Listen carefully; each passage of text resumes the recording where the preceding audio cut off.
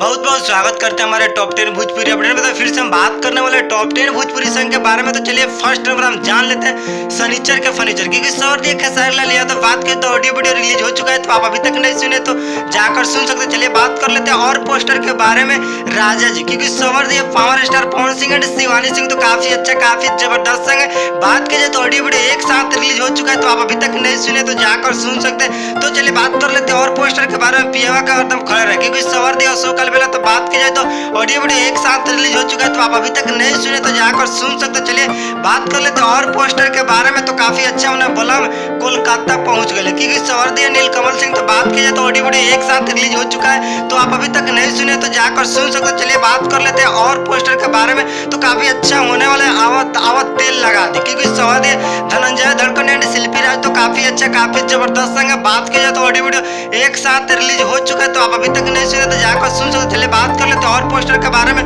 दोनों है जनाब के तबाह कर दबा के, क्योंकि सवार दिया चंदन चंचल। तो बात की जाए तो काफी अच्छा काफी जबरदस्त संग, आप अभी तक नहीं सुने तो जाकर सुन सकते। तो चलिए बात कर लेते हैं और पोस्टर के बारे में आम टटके में, क्योंकि सवार दिया नीलकमल सिंह एंड शिल्पी राज, तो काफी अच्छा काफी जबरदस्त संग ऑडियो वीडियो एक साथ रिलीज हो चुका है, तो आप अभी तक नहीं सुने तो जाकर सुन सकते। तब तक मिलते हैं न्यू भोजपुरी का लेटेस्ट अपडेट लेकर। जय हिंद।